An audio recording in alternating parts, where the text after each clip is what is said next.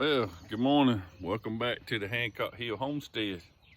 A few things I want to do is update. One of them was the guy I was supposed to went to the other day for interviewing about the mowing and whatever. I went and talked with him. He was a little camera shy. Let me just say that much. Y'all have to forgive me on my appearance this morning. But anyway, I'm going to start out in the greenhouse, and y'all see that I got it probably 75% of the way completed. I got the sides fixed up, and I wanted to show you that we do have some more vegetables in here that we still got to set out and make sure we get going. But anyway, I hadn't got the boxes in that we want to grow stuff in, but I do have tables and cups and stuff like that. But yeah, he was a little camera shy, but anyway, forgive me on that part. But anyway, he'll come around. I promise you, he'll come around. Let me get a hold of this thing. We're gonna do a garden tour this morning. But anyway, that's what I said. You see how much difference and the impact of a greenhouse does. And man, the roosters are happy this morning. But anyway, we got tomatoes in there, got some kohlrabies, and all of that. We planted a whole bunch of flowers, and they turned out wonderful. I mean, I have to watch where I'm going, but yeah, they did real good. But you know, that's what I said. There's a lot of things that a lot of people don't realize how much it takes to go into it. And me and the wife was talking about it the other day, and I got a good example right here to show you. Is right here. All right, these tomato plants, I planted these out of a pack of seeds for $1.99. Each one of them tomato plants at Walmart or wherever is $3 to $4 or $5. It's according to where you get them at. And that's what I said. And you see my potatoes, I think they were like maybe $6 for a bag. Got them growing nice. Got already flowers coming on them. All right, here's the very first ones I planted, and that's what I said. You see, I got some more green crops in here. Got some carrots and some other stuff. But the very first potatoes I planted were a bag of purple ones. And you see that they're starting to wilt down. They're ready. They're getting ready to be eaten. So my onions are finally finishing up. But what I want to do is come around, and I almost forgot something. You can't forget certain things. And that's why I said, you got to hang on to certain things. You got to get a hold to some of your utensils to use. I know people make fun of me the way I talk, but one of them being Mr. Joseph. I'm gonna let him be that part, because I ain't gonna fully put his little baby name out there. But anyway, Mr. Joseph knows what I'm talking about. He told me the other week, he said, boy, you had your country hick tail on there doing all kind of stuff. I said, yeah, I sure did. I said, but you know, I sort of enjoy doing it. I sort of want to make sure I pass on something good to somebody. But you know, just trying to share. But what I wanted to do was, you know, I plowed the garden yesterday, and this is what I said. Everybody gets to see what I got going on. I got my corn growing. It's good. Dorothy we planted some sunflowers, because you gotta plant certain things in there to attract the ones that attack the bugs that do everything. So we got plenty of flowers planted in there. There's some more coming. I planted some late corn yesterday, but I did what I said. Had a great time. I don't want to take nothing away from it, but Mr. Joseph that I do mention though, I want to appreciate him because he served in the military. His daddy was in there for a short time too. And you know, without them guys and gals that go out and serve in the military and do stuff like that, we don't have the freedoms to be able to do certain things like I did yesterday. I got up early and came out here and worked a little while, but the other thing is I took time enough out to go with my son, and me and him went fishing. And we had a great time yesterday morning. I want to thank the ones who let us go fishing. We caught enough fish to be able to feed my family, his family, and more yesterday, and we still got some that we could nibble on today. So, you know, being able to have the privilege to go fishing or take time out away from, not like some countries do, that you go to work, you come home, you sleep, you eat, you go back to work. At least we have a holiday and a time to be able to represent the guys and gals who serve for us. It means a lot. And I want to tell every one of them, thank you from the bottom of my heart. And that's why I said, I have past family members. Some of my ancestors served in the wartime, and they served in the military. I guess I just wouldn't cut out to make it, but anyway, I didn't serve in the military. I probably should have, but I didn't. But I serve here on the home front as a fireman too, so that's, you know, it's a good thing. But back to what I was gonna say about the military guys and gals.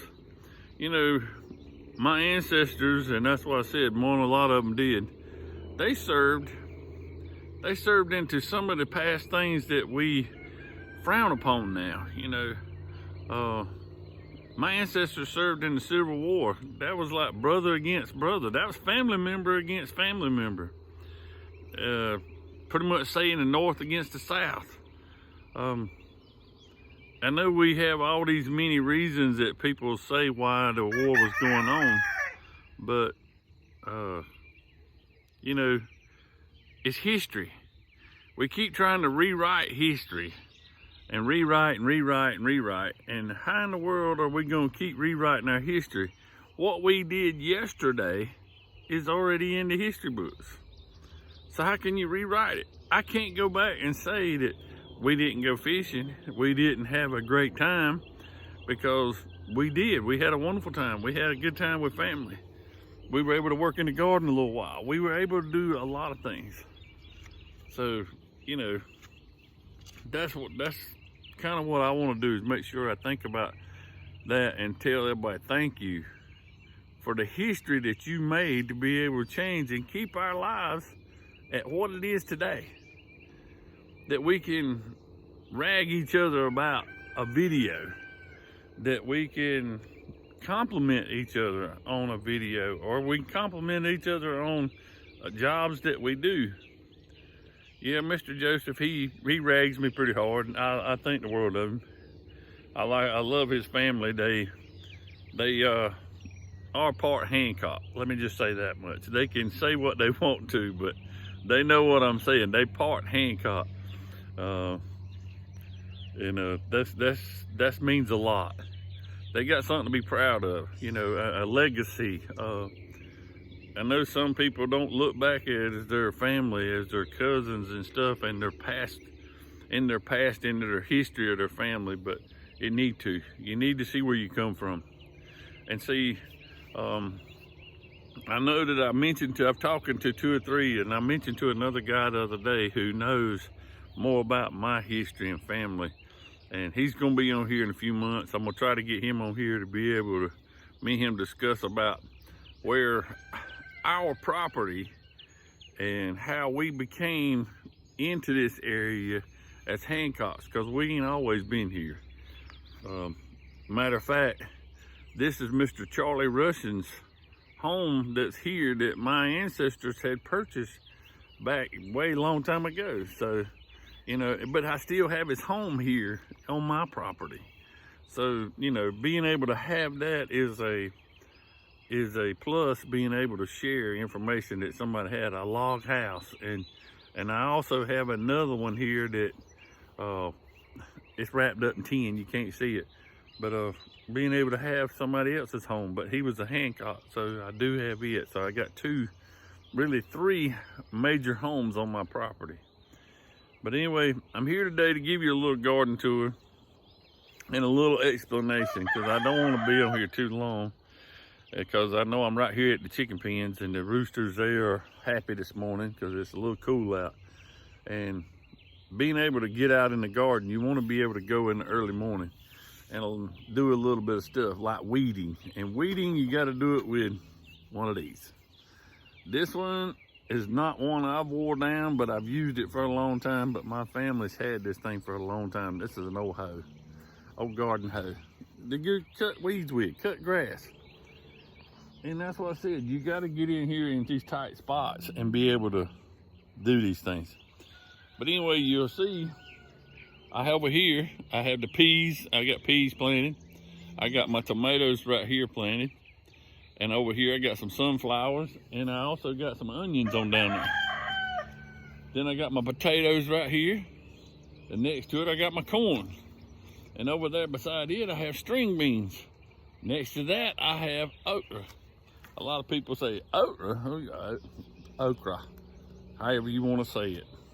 We just call it what we want, something good to eat.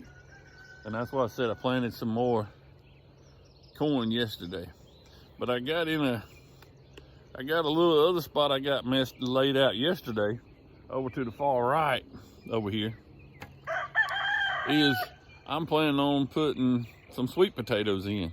I know I should done have them in the ground. Everybody like, oh, you're that. Well, I ain't planning on getting mine up till late October or whatever.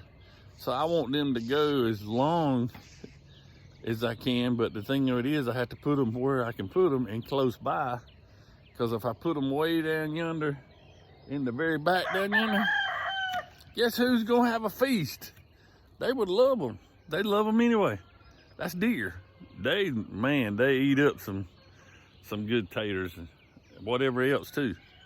So, but anyway, I'm gonna give you a short illustration on how to use this thing. It's better to use it in the morning than it is in the late in the afternoon, because if you use this thing in the late afternoon or in the midday, it'll make that stuff pop out of you some more bad. You won't be able to stand it.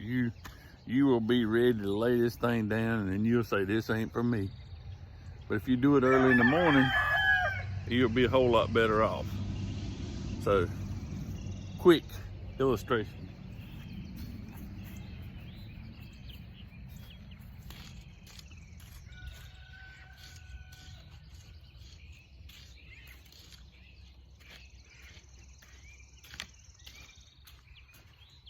All right. Quick illustration. Fast, quick, easy. I ain't gonna take up all the time you watching me chop up grass or whatever. That's what I said.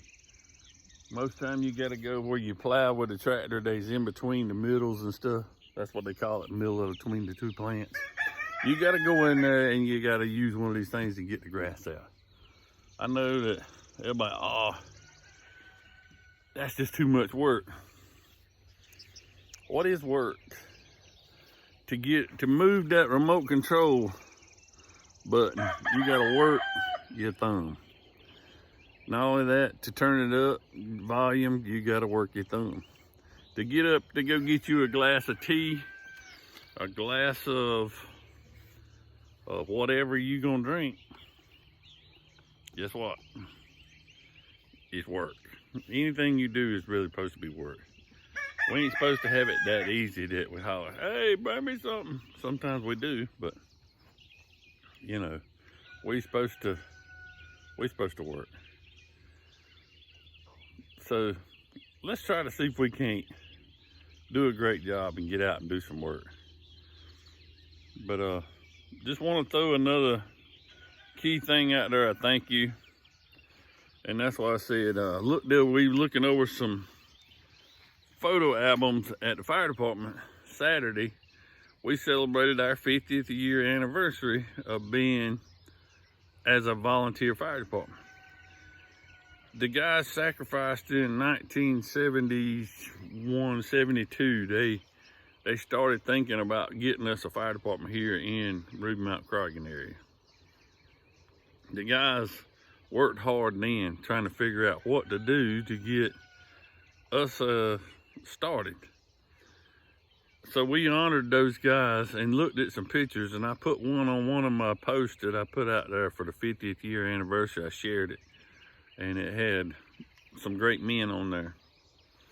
It had Brother Ed Hall, had Brother Benny Sellers, Mr. Billy Gibson, And I was trying to think the other guy. I had his name and now I can't think of it. But anyway, Russell Parsons. Thank you, God. Boy, I'm telling you, if you just, you know, when you're getting older, you can't think of those quick things like that anymore. But anyway, those guys were there when it's time to sign our organization into being. You know, a lot of people are like, what you mean sign? Well, you have to do the paperwork side. You have to sign certain things in, like a business license or an organizational license. You have to do all that, and then you have to register it with the courthouse and stuff. So I'm thankful that those men took time out of their busy schedule in their days, and we want to thank them for what they did. Not only that, all the men who started this volunteer fire department. I can't name all them. I seen it wrote down, and I know I seen it in a paper, but I cannot call every one of them's name, and I don't want to start because I know I would miss one. So, you know, think about those guys and what they sacrificed in the 70s, you know, and people talking about, well, you know, that would have been a tough time. Yeah, well, it was a tough time. We looked in a newspaper article back from 1970, I believe it was 78 or 79. There was a group of us sitting there. It had ribeye steaks at $1.89 a pound. How much is it now? That's the difference between then and now. And it's just gonna be a little bit tougher, you know, but people make a lot more money now than they did back then. And that's why, because me and another man talked about it. He was talking about he worked. His first car he bought, and me and him talk about things all the time while we riding or checking out some different things. And he said he made like $25 a week, and he bought his first car, and he paid like $2,000 for it. Can you imagine how long it would take you to pay for your car if you made $25 a week? And plus you got to buy groceries with that, pay your light bill, and a whole lot more. And then the thing of it is, we talk about how tough it is for us. Imagine how tough it was for them. So we ain't got no room to complain. I'll just tell you this, God has blessed us all beyond measure. And he's blessing us every day. So my question is to you, have you thanked him today? You know, I'm thanking him now because I got up this morning. I woke up at 5 o'clock, yeah, but 4:30 rather. But anyway, I'm thankful that I'm here to be able to celebrate. So, celebrate a new day, to see the sun come up, hear this aggravating rooster crow. But anyway, hopefully I'll have some more garden stuff later on. But anyway, you see how it is now. I showed a picture yesterday to my mama on Facebook. I have one on there from 7 years ago. And it showed my wife. I tell her on her, but it showed her standing out next to the corn right about there 7 years ago using one of these. So I'm thankful she helps me. She helps me so much. I mean, she's been there through some rough times. And I guess I need to do a video on that because me and Jonathan both touched on that as we talked on one of our earlier videos about how God has blessed us and what he's brought us through. I might just do that. And then later on, if I get to travel again, to go down to Mullins, South Carolina, to another good friend of mine. His nickname is Polar Bear, but anyway, he suffered the same type of stuff that I had, so maybe we can do a video on that one. But I'll go over that one of these days and show you how God brought me through some troubled times. But today, take a ponder of my little garden. I'm thankful. I'm very thankful that I'm able to be able to grow some stuff, to be able to share with my family. And I also want to tell Moneybags Lantley, thank you for the tomato plants out yonder, even though I got tons of them. You seen them in the greenhouse. You seen them in the box that we spreaded some seeds in. Didn't know if they was gonna come up or not. Still got all them to plant. We really didn't need them, but I'm gonna make sure I throw some your way there, Brother Langley. Again, thank you for the people who served in the military, who's done everything in the world to keep our country safe, wherever it is in this world. Thanks for the guys who are serving now, who's not with their home families and stuff like that. They're out doing, you know, what we need to be doing in this world. And that was a crow right there for you guys. But again, I'm getting off of here. If you like this video, please hit the like button. Don't forget to subscribe.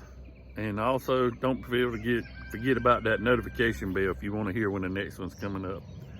Other than that, thank you for being with us here this morning at the Hancock Hill Homestead and also looking at the little garden tour. Hope you guys enjoyed that. Don't forget to go out, check out some of the other guys on there. If you need a little four-wheeler repair, don't forget to look up my doctor on there. You'll see he's got it on there. He's you have to look him up. That's the four-wheeler doctor. But anyway, he does a good job at that stuff. There's a lot more on there. Get a chance, look at old Deep South Homestead. Again, thank you for being at Hancock Hill Homestead. Have a great day.